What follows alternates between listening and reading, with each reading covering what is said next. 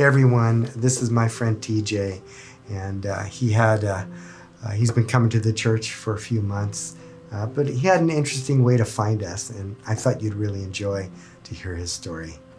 Tell us a little about how you wound up here. Okay, well, a few months ago, well, it's been almost a year now, my children passed away in a house fire, and it sent me into a really deep depression, kind of a dark hole. I lost sight of everything, started drinking a lot, and eventually graduated into using drugs.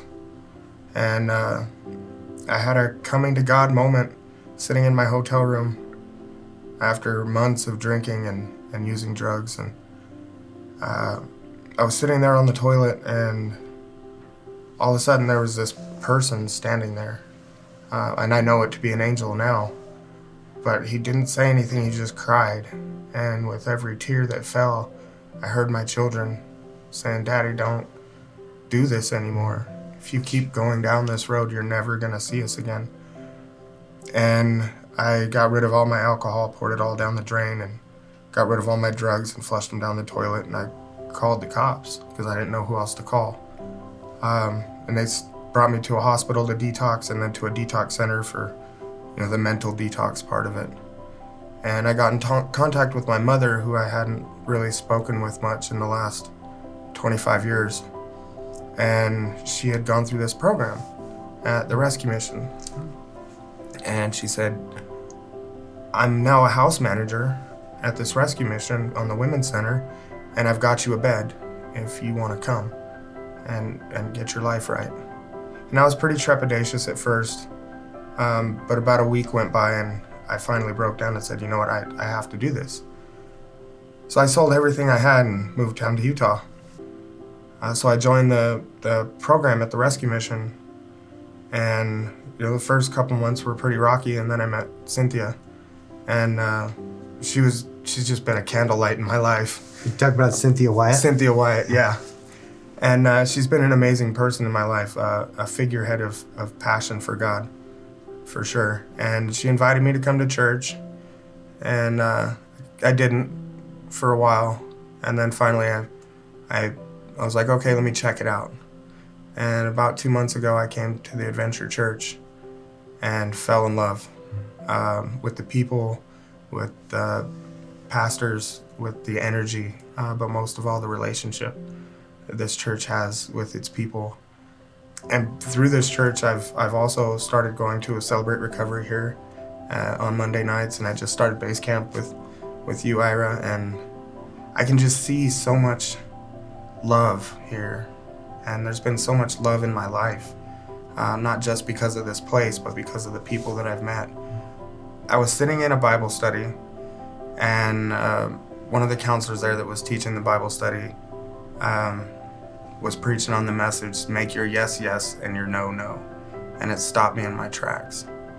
And I was like, I've been so wishy-washy in my life. I need to do one thing or another.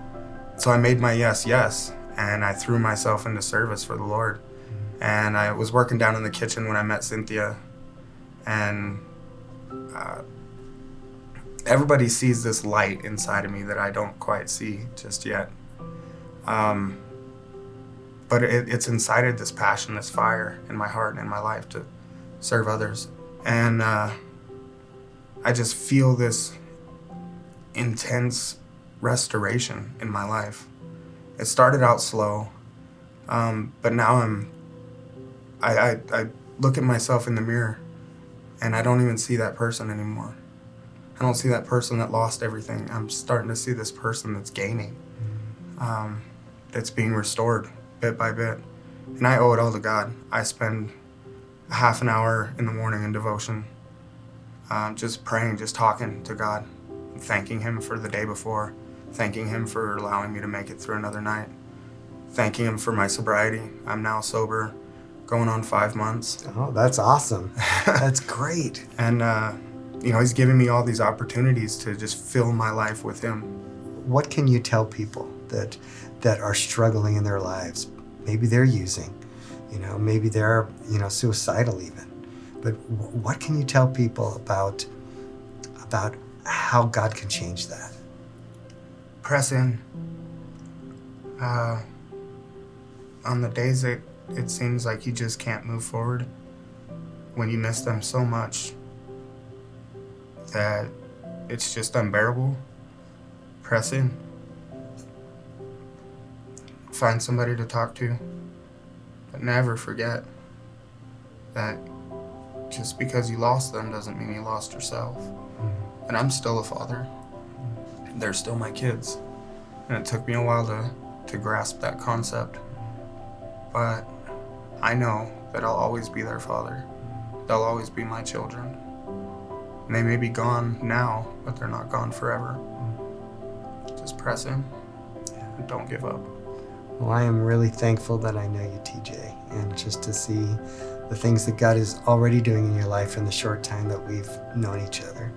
And I'm thankful for our Jesus on the Move ministry that connected with you, with Cynthia, and also Celebrate Recovery. And I just think these are incredible tools that God is using to help people that are really struggling come to an understanding of who God is and how God can bring healing in their lives. So I just want to thank you for sharing that incredible story with us. It's so difficult to hear, but we're with you there, my friend. Thank you. I'm thankful for you guys. Came in a pinch. I needed a church family. I needed that feeling of being loved and cared about. And you won't find it anywhere except for the Christian family.